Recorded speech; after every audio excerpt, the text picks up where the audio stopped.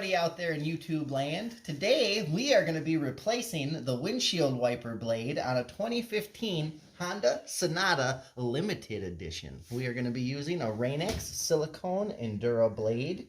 They are really nice for in the winter in Minnesota. So the first thing you're going to do is you're going to come over here to your wiper blade.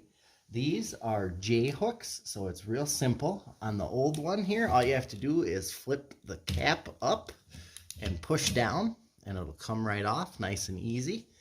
These are the new style Rain-X connectors. They're pretty simple, especially for J hook. All you have to do is get the hook right underneath that lip, push it up, and it'll click.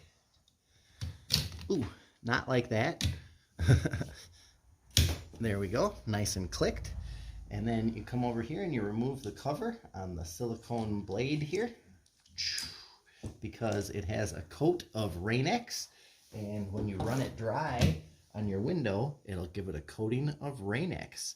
So that is how you change the windshield wiper on the passenger side on a 2015 Honda Sonata Limited Edition. If you guys have any questions, leave them in the comments below. Hit that like button and subscribe. It helps us out. I'll see you guys later.